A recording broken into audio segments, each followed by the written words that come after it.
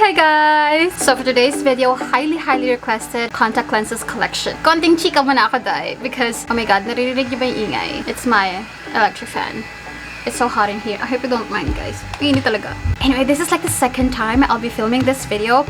The first time was bago ako manganak. And then nagdalawang isip akong i-upload siya because when I checked the links nung mga contact lenses, like half of it, may nawala. Take two, you guys. I think this is going to be an ASMR video. So please bear with me. Okay, so this is like the second time I'll be filming this video because the first time I filmed it nung bago ako manganak. And then when I was looking for the links na, half of those contact lenses were like not available anymore. Merong hindi na available, merong wala na yung mismong shop. And I'm like, hindi maaari. What's the point of sharing those lenses kung hindi nyo naman mabibili, diba? In case you liked it. Hanggang sa nanganak na ako and all that, napabayaan ko rin mga contact lenses. Nag-dry na sila. So, alam mo yun, parang not meant to be talaga i-upload yung video na yun. So, I decided na I'll just get a new batch of contact lenses and then sabay-sabay nating tingnan ng bonggang-bongga. But, oh my god, bagong lahat. Wait.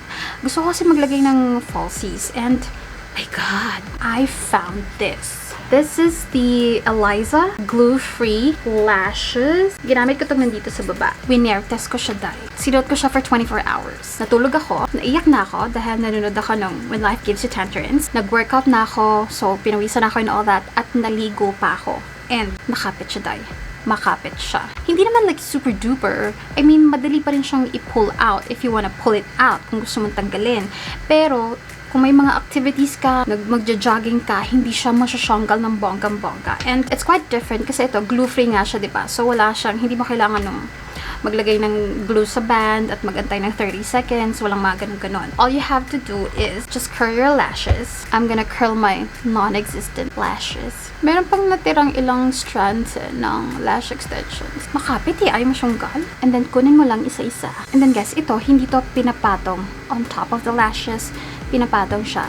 Hindi pa siya pinapatong. Dinidikit siya sa ilalim. Medyo mahirap sa umpisa, pero you know, practice lang. Ayan. Ayan, kita nyo. Tapos ang maganda dito, day, hindi halata yung band kasi nga nasa ilalim siya. Tignan mo. Hindi halata yung band kasi nga nasa ilalim. And it looks so natural compared mo dito sa naghihinalo kong lashes. Diba? Bonggo. Tamura lang dahil. Parang nalagay ko yung link down below. Ayan o. Kabit na yan lahat. And akala siyang natural. Wala kang lashes, diba? Ito na yun. Okay, anyway. So, mapunta na tayo sa contact lens collection. Ang gagawin ko dahil, medyo naghalo-halo na kasi mga packaging. So, ilalagay ko yung shop and then yung pangalan, variant ng contact lens. Okay? Okay, so unahin ko na yung sinuot ko last time. This is from the shop sa Shopee na Eyeshare official store. Yun yung pangalan. And this is in the shade Pattaya Blue. So, ayan muna. Left and right. Yung mga contact lens ko pala, guys, walang grado. Okay, so this is Pattaya Blue. Kung magko-cosplay ka ng Gojo Satoru, this is perfect. Tsaka hindi siya yung, guys, hindi siya yung parang hindi pantay or yung parang kang nababanlag. Kasi may mga ganong contact lenses, diba? Lalo na mumurahin. Ito hindi naman. Mukha pa namang pantay ang tingin mo. So, yeah. This is Pattaya Blue. From the same shop, I got this shade in Aurora Blue. Ito, hindi siya sing-tingkad ng Pattaya Blue. Mas subtle and mas demure na contact lens. So, kung ayaw mo naghuhumiyaw na blue, go get etong Aurora Blue.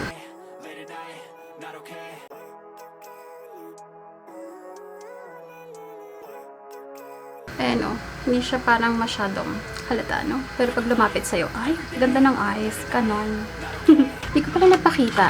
Pag binili mo, ito yung packaging mo, guys. And then, ayan o, yan yung contact lenses. And then, meron na siyang libreng lalagyan. Yung solution ko pala, guys, is this one. Wala. Sa Mercury ko lang nabili. Next shade I have is in Iceland Green. And I got this sa TikTok shop. Sparkle Girl Eyeshare. Parang ang daming distributor ng Eyeshare. Ito dahil matingkad to. Sa malayo pa lang, kita na contact lens ka. Medyo may pagka-wolf effect nga siya eh. Pero, like, instead of blue, green. And yung pagka-green niya, guys, Iceland green, diba? Hindi siya parang green. It's like gray-green. Hindi siya advisable, like, pang everyday, maganda to pang event. Kasi masyado siyang, yun nga, like, nakakatakot. Masyadong buka yung eyes mo. Pero ganda, no? So yeah, this is Iceland Green.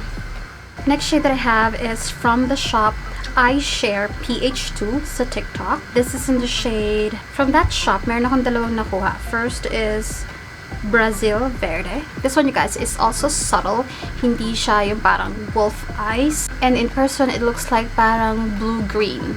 Ito pwede pa to pang everyday. Kasi hindi nga siya yung mukha kang wolf. Maganda yung mga ganong contact lens eh. Yung parang shade lang na ganyan. Hindi yung parang antulis-tulis talaga. Guys, I know nagre-reflect yung mga ilaw ko. Wala kasi ako ng isang malaking ganon. Oo, ganda sana kapag isang malaking ganon. Pero siguro naman may idea kayo ano yung itsura niya. No! No! So yeah, this is Brazil Girl Verde. Next shade from the same shop is Brazil Girl Amber. Ito daw yung maganda pang everyday. Kasi it's just very subtle. Hindi siya matingkad, pero it's going to create a change on your face. And alam siya, para siyang muted gray. Kung meron man siyang brown, siguro mga 5% brown lang. And then the rest is like muted gray. Diba? Hindi siya ganun ka, like, halatang halata. Pero, nalilift pa rin niya yung eyes mo. So, this is perfect pang everyday. Next one, guys. Ito, iba to. Iba yung packaging niya. This is from, how do I say this? UAAI contact lenses. Nung bumibili ako, tawag ko, UI. Pwede na yun. I'm so excited to try this because this is a different shade. It's in the shade pink. Look. Oh my god, mukhang pang anime. The shade is Girl Tears Pink. Expectation versus reality. Ilalagay ko yung photo dito. Mukha namang kuha. Ayon sa photo, dapat yung pink yung nasa baba. Para siyang pag-anime. No? Ito okay rin pang everyday kahit medyo unique siya. Kasi yung pink niya, hindi naghuhumiyaw na pink-pink. Ayan o, sa malayo parang hindi halata, diba? Pero at a certain distance, doon makikita na oh, you have a different eye color. Ngayon, ang problema kasi sa mga two-tone na contact lenses, umiikot kasi yan eh, diba? Habang nagbo-blink-blink ka, ganyan. So, may tendency na hindi sila parehas ng side. Tingnan mo, umiikot-ikot na eh, oh. Pag ganun yung pink be. Pero maganda siya.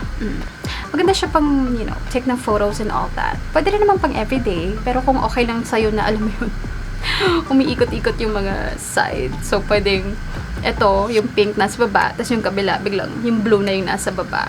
Tignan mo, ayun na, gumagalaw kasi, yun lang yung medyo tricky sa mga two-tone contact lenses. Pero, ang ganda nito. It's very unique. And pang, I don't know, cosplay, pang anime, ganyan. Next one, guys, is this is from Milk Creek. And I got the shade Comet Amethyst. Ito yung sure ng packaging. Pero, dalawa yan. Left and right. Yo!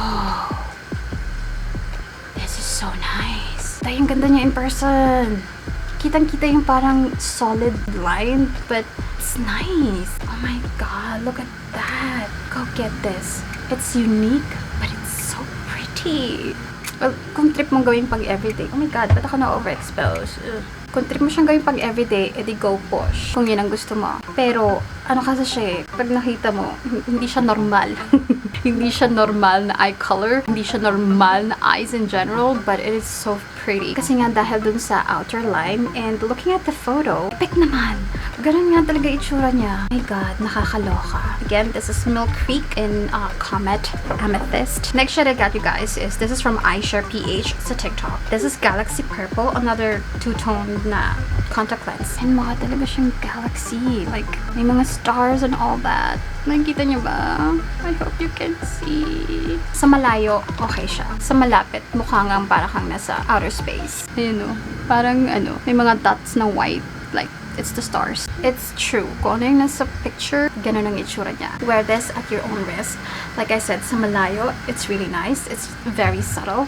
Pero pag kausap mo na ng malapitan yung kausap mo, mukha kang alien. Next shade that I have, you guys, same shop, and this is called Moon Brown, and it is very subtle. It is very maganda. Kung yun nasa picture, ganun din ang itsura niya in person. Parang may moon sa baba. Kaya lang, like I said, umiikot ang contact lens natin. May tendency na hindi sila pantay or hindi sila parehas ng side. Diba? It's very subtle. It's very nice, no? Kaya lang, baka kasi umikot yung moon.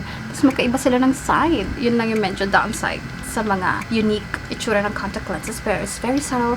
It's very nice sana pang everyday. But if you don't mind naman, hindi naman siguro ganun katsaka. Kasi nga, hindi siya like super duper in your face. Sa malayo, hindi halata na may contact lens ka. Sa malapitan, ayan, dun lang makikita na, oh, you have unique set of lenses. So yeah, again, this is Moon Brown. Next one that I got is, this is another from the Milk Creek brand. Pero ang shop is Milk Creek Store. First shade that I got is in the shade Blue Coconut. This is so nice. Like, na-justify naman yung nasa photo. Kamukha naman. Hindi siya necessarily two-toned, pero it's a parang ombre. Meron din siyang tendency umikot, pero parang ito hindi naman masyadong halata kapag ka umikot siya. Pero it's so nice for events, for nighttime. I'm not gonna say it's nice for daytime kasi nga medyo ano siya, vibrant. Angat yung pagka-blue niya. Halatang naka-contact lens ka. But it's very pretty. It's very mysterious. So yeah, this is Blue Coconut. Next shade is Chameleon, and it's another shade na kung ano yung nasa photo, ganun ang itsura in person, and also a subtle blue na parang natutunaw lang sa eyeballs mo or something like that. If you're looking for blue na pang everyday, I could recommend this one kasi hindi siya yung parang fox eyes, kasi yung gitna hindi like solid, kinda blurry, alam mo yun? So hindi ka mukhang a wolf or a ghost. Hindi luwang-luwa yung eyeballs mo. So yeah, this is Chameleon. May nakalimutan pa ba ako? Wala na.